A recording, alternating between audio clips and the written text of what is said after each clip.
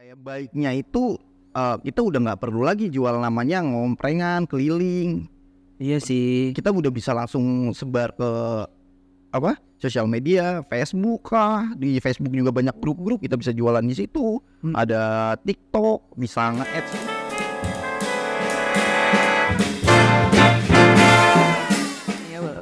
Hello Entrepreneurs Mania, welcome back again to our channel di Mania Entertainment. Di mana segmen kali ini kita akan membahas banyak seputar jualan online. Gue bersama sahabat gue yaitu Bro Noval. Halo Bro Noval, gimana kabarnya? Mantap, luar biasa. Di video kali ini kita tuh mau ngobrol tentang apa nih? Jualan online ya? Kita mau ngobrol tentang pengemis nggak sih? Pengemis online. Tapi itu kan pengalaman Kak Noval sendiri. Oke, berangkat ke situ kita mau banyak ngobrol tentang fenomena-fenomena jualan di Indonesia kayak gitu. Sebelum itu, menurut pandangan lo sendiri gimana sih fenomena jualan di Indonesia gitu? Kayak gimana yang lo lihat dari masa kecil lo atau mungkin dari yang lo lihat sekarang, gimana sih jualan di Indonesia tuh? Dari pandangan gue ya, dari dulu gue kecil tuh mulai dari warung kecil-kecilan sampai di situ tuh ada supermarket juga yang besar, dan ada juga brand-brand kayak Aqua yang setiap harinya kita panggil Aqua, padahal mereknya itu beda-beda. Begitu juga Rinso, begitu juga laptop, odol, lumayan Udah jadi tertanam di kepala. Benar, udah ketanam di kepala gue juga. Sampai sekarang mau gue beli Aqua mereknya apapun itu, tetap aja itu Bang, aku gak satu. Berarti itu lebih ke experience pas belanja di warung Madura ya? Iya benar. Karena kan kayak gitu kan, kalau kita ke warung Madura mau beli apapun. Iya, kalau mau beli apapun ya udah, gue bilangnya mau beli Aqua, ya Aqua udah. Tapi dikasihnya Prima A.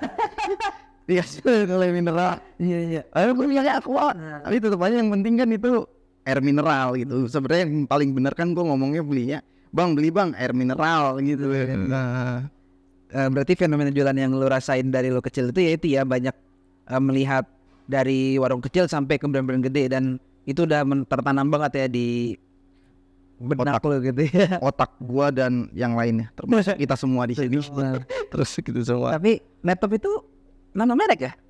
Atau laptop tuh menurut yang udah gua research gitu ya, laptop itu dulu emang merek dia. Sebenarnya namanya itu notebook. itu nama aslinya berarti notebook ya? Notebook. Sebenarnya kita lebih manggil laptop itu brandnya, bukan alatnya. Alat yang kita beli itu namanya notebook. Semua yang kita pakai itu namanya notebook.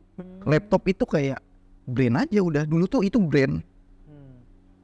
Saking udah jadi top of mind. Saking udah jadi top of mind, mau dimanapun juga tetap bilangnya itu laptop.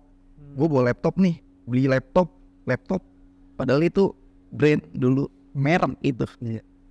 Berarti jualan di Indonesia tuh banyak brand-brand gede yang udah bisa sampai se-survive itu ya, sampai jadi brand yang udah diingat banget gitu ya. Itu yang lo tangkap dari fenomena jualan di Indonesia ya? Iya, bahkan bukan Indonesia aja sih, mungkin laptop ya, mungkin mendunia kali ya. Iya sih, mendunia semuanya juga udah sebutnya laptop. Gitu.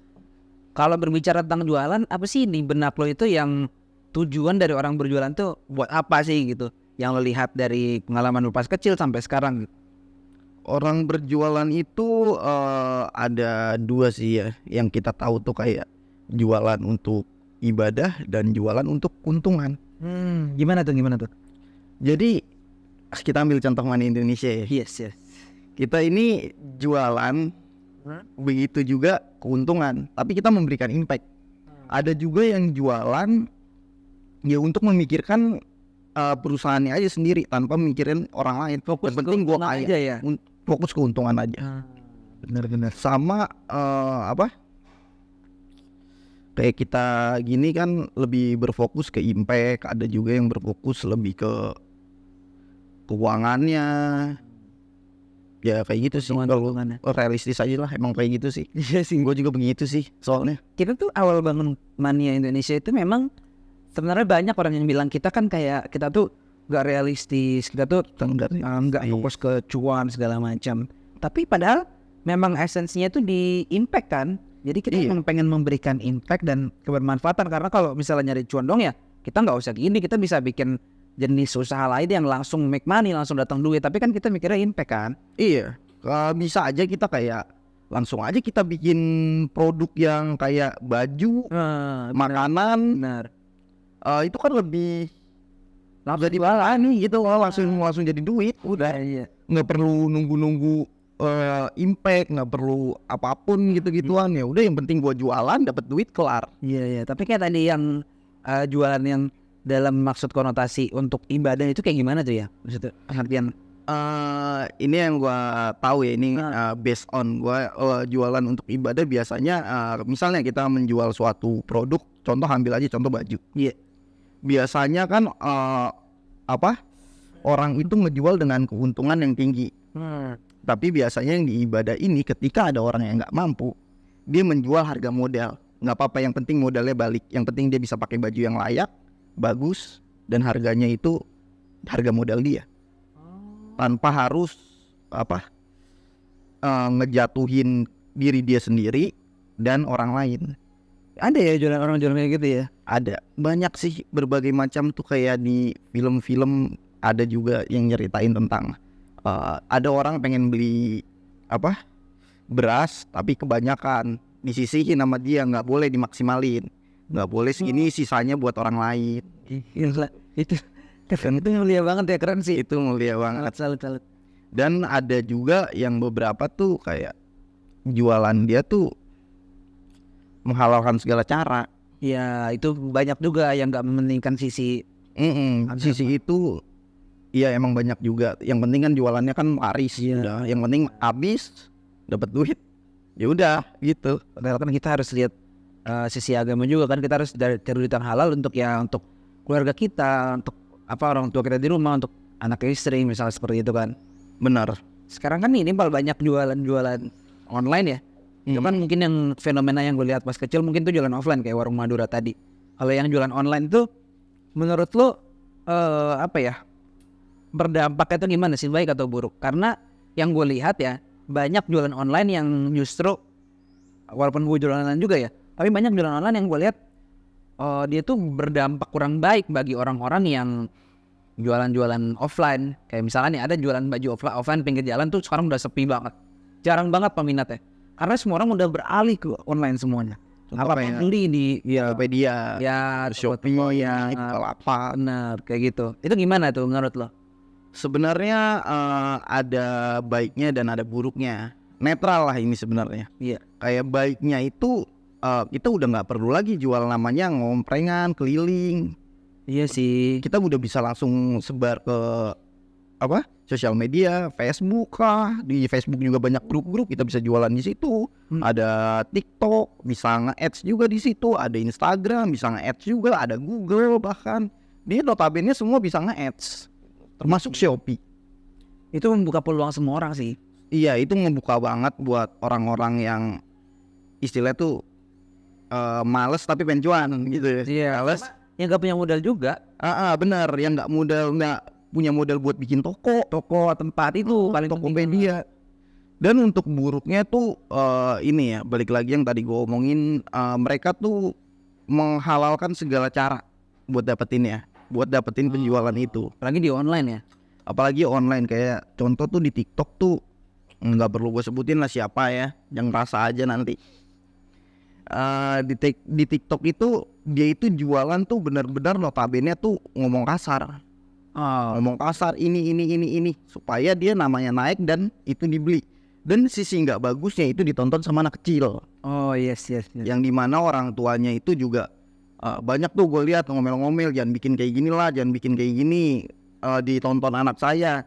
Yang harusnya juga orang tuanya sebenarnya juga harus bisa jagain tontonan anaknya. Benar, ngawasin anaknya kayak gimana. Berarti ada dampak baik, ada dampak buruknya ya jualan online itu ya. Iya, ada dampak baik, ada dampak buruknya. Dampak baiknya salah satunya tuh ada ini lagi. Kita misalnya mau canvassing, nggak perlu satu-satu. Nggak perlu satu-satu yang di jalan bagiin. Kan sekarang udah ada Google Ads, Facebook Ads, yang sekarang namanya itu Meta Ads ya. Sekali kita nyebarin kan bisa berapa ratus ribu orang bisa berapa juta orang, bahkan bukan cuma Indonesia aja, dunia pun bisa gitu. Berarti marketingnya ya, cara kita promosinya jadi lebih mudah. Bener, Selagi kita mau belajar. selagi kita mau belajar dan kita melek akan teknologi Benar. yang Benar banget. selama ini yang udah ngebuat kita tuh makin mudah gitu untuk Iya. melakukan sesuatu. Apalagi belajar digital marketingnya di kursus mania. Pastinya. Kita bisa dapat banyak modul-modul yang sangat-sangat terpercaya, yang udah bagus, yang bisa bantu teman-teman mulai jualan. Nah, apalagi nggak bertele-tele di situ, to the point gitu jualannya. Itu dia yang dicari-cari. Bukan jualannya sih Mas Aden. Modulnya tuh to the point. Kita kan udah banyak ngomong tentang jualan online. Gue mau ulik tentang pengalaman lu nih, yang kata lu yang sebelumnya kita pernah cerita-cerita kan, yang seru banget itu tentang pengemis online. Itu maksudnya gimana sih pengemis online? Itu coba jelasin dikit deh. Pengemis online, ini sedikit pengalaman gue ya. Jadi kemarin itu ada yang nge-DM gue. Dia jualan produk. Ini jualan produk makanan, itu namanya tuh sale pisang sama dorok-dok. Kalau yang nggak tahu dorok-dok tuh ini kerupuk kulit. Iya. Kerupuk kulit. Di situ tuh dia nulisin produknya itu udah cuma 2 baris aja. Kak, saya jualan ini nih Kak, dorok-dok dan apa tadi? Sale pisang. Misalnya pisang sama kerupuk kulit itu ya. Sale pisang dan kerupuk kulit. Apakah kakak berminat? Udah. Abis itu, setelah itu sisanya dia ngejual rasa kasihan dia. Saya di PHK, adik saya lagi GERD kronis, saya cuma cleaning service, orang tua saya udah nggak ada yang kerja. Ya maksudnya tuh, ya jujur aja gue nggak suka kayak gitu. Jujur aja gue nggak suka. Coba lu jualan, bukan jualan produknya tapi jualan kasihan. Lu jualan aja gitu kan. Jualan aja, gue nggak perlu sampai tahu privasi lu tuh apa gitu. Benar sih. Lu mau ada apa kayak di situ, mau ada kronis, mau di PHK, udah bobo COVID, mau apa semuanya kena kok dampaknya COVID, bukan dia doang gitu. Tapi gimana cara dia survive? Survive-nya tuh bukan cara menjual diri kayak gitu. Dia jualan satu produk ya, pertajam nih, perinci produknya apa. Cari tahu apa tentang produk itu. Cari tahu produknya apa. Kan bisa bikin testimoni itu di sosial media yang udah dijual-jualin, minta testimoninya. Yang akhirnya nanti lama-lama orang trust sama produknya dia. Yang siapa tahu ya mudah-mudahan juga enak gitu. Waktu itu sempat pengen gue bantu dia, karena gue udah nggak dibalas lagi gitu, mungkin karena perkataan gue yang kurang enak mungkin ya. Perkataan gue yang kurang enak. Kalau dia mau ngebales itu sebenarnya pengen gue bantuin dia. Mau gue bantuin dari sisi USP dia apa untuk berjualan, untuk gimana cara berjualan tuh di digital marketing tapi nggak jual rasa kasihan. Dia itu digital marketing loh. Iya, tapi jual rasa kasihan. Iya, salahnya di situ. Soalnya di situ. Kenapa digital marketing tuh malah diarahin yang kayak gitu? Ya sama aja tuh kayak pengemis online lah jatuhnya. Iya. Banyak tapi orang di Indonesia itu ini ya Pal, males untuk belajar. Itu kendala menurut gua. Gimana kira-kira pendapat lu? Kayak kita udah berusaha nih kayak bikin platform segala macam, tapi orang bahkan nih kalaupun misalnya lu fasilitasin kayak gimana pun, banyak juga dari mereka yang males gitu loh. Iya, Ngulik belajar at least gitu. gue juga nggak tahu kenapa mereka itu susah banget untuk belajar. Sedangkan belajar itu buat kita ngeraih ilmu kan. Ilmunya juga buat kita balikin gitu, buat ke suatu usaha yang kita ingin capai. Tapi mereka tuh mungkin yang golongan-golongan ini ya, pengemis-pengemis online ini mungkin lebih suka emang begitu, lebih cepat mungkin cara mereka begitu dibanding digital marketing yang konvensional kayak kita. Tapi dari situ ya nggak bagus lah buat ini apa, buat kedepannya buat dia tuh nggak bagus kayak gitu. Kayak stop jual diri, lebih baik perinci produknya, pertajam produknya. Di situ goalsnya. Kenali apa produk yang dia jual itu ya. Kenali produk dia, kenali produk-produknya tuh, bikin USP-nya sendiri kayak gimana, bikin packaging yang oke. Misalnya nggak ada dana ya bisa lah tipis-tipis dulu. Mungkin nggak ada dana, bukan nggak ada dana banget gitu. Selama dia bisa bikin sale pisang dan dorok-doknya itu, ya berarti dia ada dana. Dia punya kuota juga, punya HP kan. Dia punya kuota, dia punya HP, ya pasti ada dana. Itu Hampir nggak mungkin lah. sama selingin aja buat belajar gimana sih cara jual yang efektif, gimana sih cara jual supaya ngelambung, gimana sih belajar strategi kreatif marketingnya. Itu lebih baik begitu. Orang kan tapi nggak mau paling nih kalau misalnya disuruh beli produk, suruh produk kayak produk yang tadi ya, produk kelas digital marketing segala macam, orang tuh nggak mau beli. Kira-kira lu siap nggak kalau misalnya mereka nggak mau beli, yang orang tanding misalnya lu suruh dia beli? Siap selama itu benar ya, tujuan dia itu baik dan dia benar-benar pengen belajar dan dia itu nggak mau begitu lagi. Sebenarnya berarti lu mau ngasih dia gratis gitu deh. Gue mau ngasih dia gratis, gue mau ngasih dia free webinar untuk dia.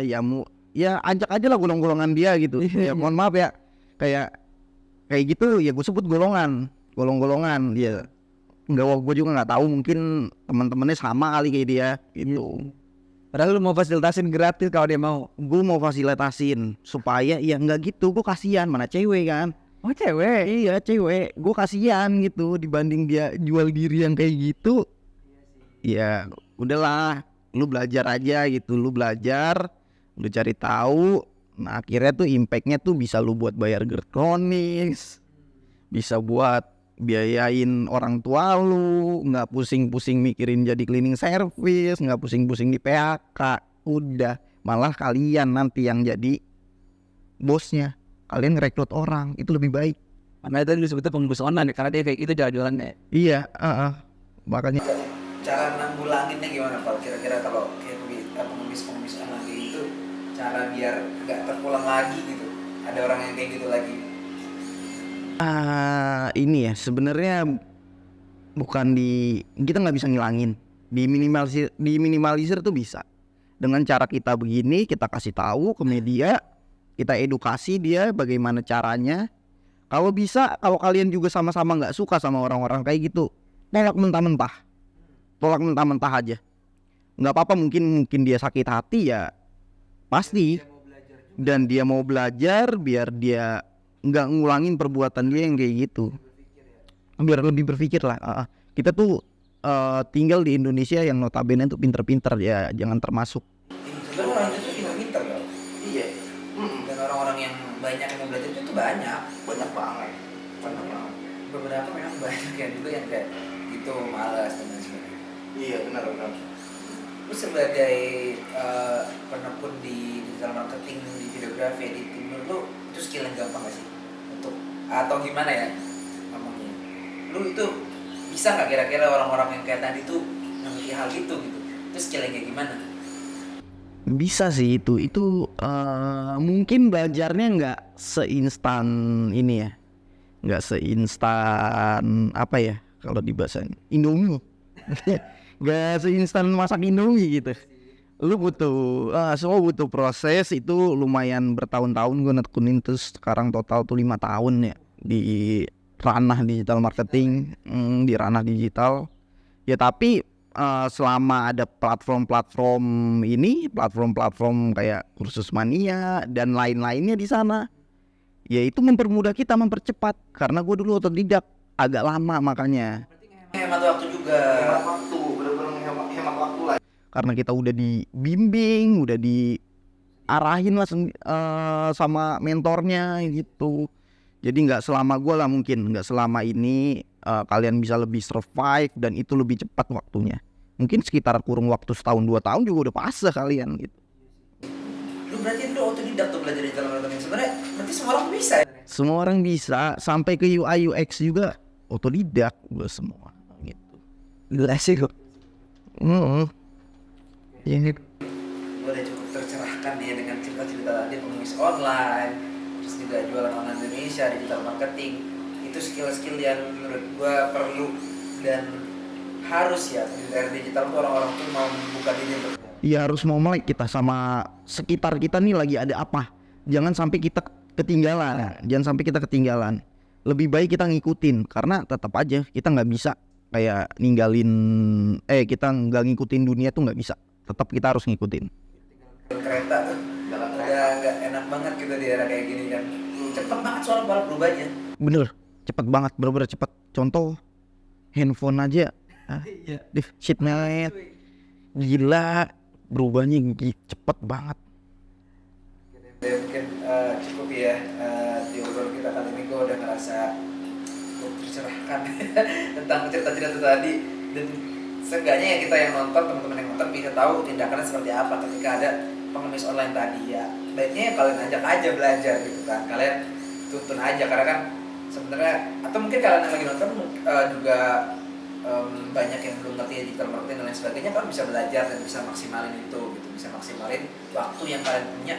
Bahkan kalian nonton ini juga pakai kuota dan kalian pasti bisa dalamin skill. Pasti bisa, semua pasti bisa. Gue bisa, kalian pasti bisa. Gitu. Kita tutup ya kak, dan kita cukupkan. Semoga video ini tuh bisa bermanfaat buat teman-teman yang lagi nonton. Jangan lupa untuk like, comment, share, dan juga subscribe. Follow kita juga di Instagram dan juga di TikTok, Mania Entertain. Dan yes, bye bye, see you guys in the next video.